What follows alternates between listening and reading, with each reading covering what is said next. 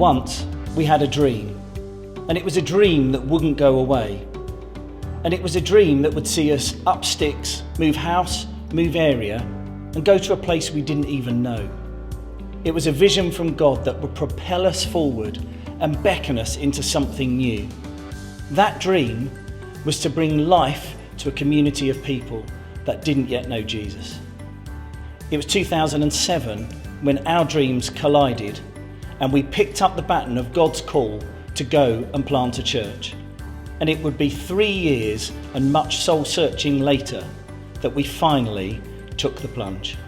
So having been in churches most of our lives, to be honest, we'd felt a bit dissatisfied with just doing church. We'd come to a place of feeling a bit done with church and spending time with Christians, and we were starting to hunger for life outside of the Christian bubble.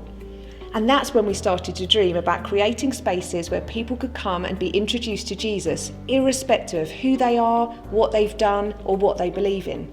We also wanted to build a community based around belonging, where people who don't do church, who'd never walked through the doors of a church, would come and find a place where they could be at home there. And instead of trying to make people come to us, we realised that some of the dream was to go and meet people where they were already at.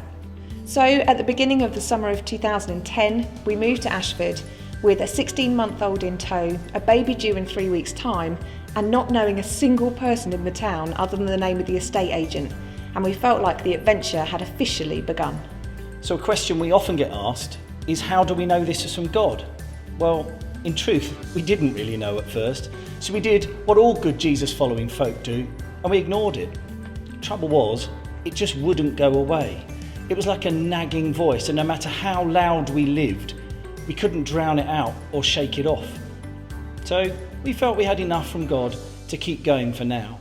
We discovered that we would see signposts, and at first they were just tiny and in the distance, and we would have to grab them by faith and believe that they were from God. But then as you get closer to them, so they seem larger and it feels like a confirmation, and then you move on and you keep looking for more. So this is what we did, and we took another step and another step. Eventually, we ended up popping down to Ashford for an overnight trip and a pop into town to see if we could find any answers to, God, is this where you want us to be? So, early one Sunday morning while the shops were shut, we popped into the middle of Ashford and we went into the local shopping centre where there was a big display case that showed what Ashford was going to look like in the next 15 to 20 years. There, on top of the display case, was a brochure that said, Ashford, best placed in Britain. Now, we were either developing a terrible trapped wind problem, or this was God definitely speaking. Soon after we moved to Ashford and actually planted the church, we felt the pangs of insecurity of moving outside of the familiarity of church as we'd always known it. We felt like maybe the quickest way to tick the success box and grow the church would be to spend time with other Christians and inspire them to join the church too. And actually the church probably would have had a lot more money that way too.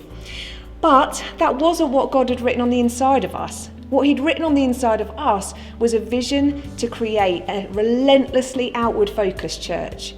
And that's what we set about doing. So the first thing we did after we moved was to start a community choir called Ashford Sings. It's a choir that has no auditions, no age restrictions, and is there for absolutely anybody to join. We thought we'd get about 30 people or so to start with, but on the night of our first rehearsal, 80 people showed up. And in the last 5 years, we've welcomed over 500 people through the doors of the choir on a Sunday night for rehearsals. Now that may seem like a huge success, but in the early days it felt like a big risk for us, because even though we could see this community forming, this wonderful community of people, it didn't really feel like church planting. It felt like choir planting. And we felt like maybe we were missing God somehow. We knew our vision was just to do life with people, to share God's presence in us, rather than evangelise to people directly or try and slip Jesus into the conversation. But we felt like maybe we were the worst church planters ever. Maybe we were just good at running a choir and hosting parties and having people over for dinner, until we spent some time with some good friends and with our coaches. And suddenly we woke up to the fact that we were doing church all along. It just wasn't in a way that we'd ever done it before. Since we began, we have seen Ashford Vineyard grow into something we didn't even think was possible. written into the heart of our DNA is that everyone is welcome and that they matter.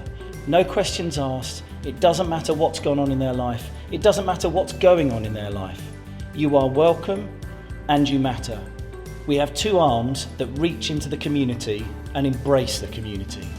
They are firstly our compassion arm, because love looks like something, and we have a gathering arm because community matters. So for our compassion arm, we provide hot meals for new mums or for the homeless, lonely, vulnerable. We provide new interview clothes for the long-term unemployed. We provide all kinds of resources to our local women's refuge, where we have a very strong connection with them. And we have a team that go in and bring life into that community. When it comes to gathering, to be honest, we use any excuse we can think of. We have had a family camp, many of them. We have a wine club. We have a table tennis club. We have a coffee club. We have a breakfast club. We have a toddlers group. We have all kinds of events that go on. Some of them last for ages. Some of them are just for a short period of time.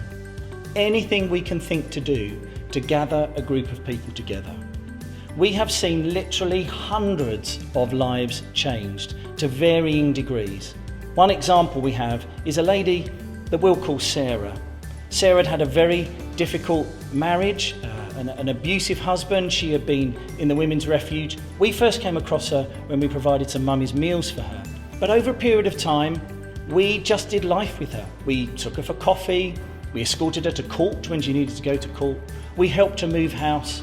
In fact, we did whatever we could just to come alongside Sarah.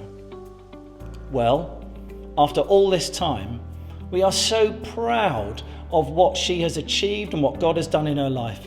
As recently, she was able to step into some leadership within the kids team at Ashford Vineyard. That is what we're here to do. That is what our dream is about, changing lives. We've got a quote in our kitchen at home that says, "The brave may not live forever, but the cautious do not live at all." And we love that quote. And if you're listening to our story and our dream, and God is stirring something in you that you think is so big that it's doomed to fail unless God is in it, then do it. Just do it. It might go horribly wrong and you can pretend that you are just temporarily mad and you are having a bad day. But maybe it will go right. And maybe as you follow your dream, God will take you on an adventure you never dreamed of, and you'll see hundreds of people's lives changed as a result.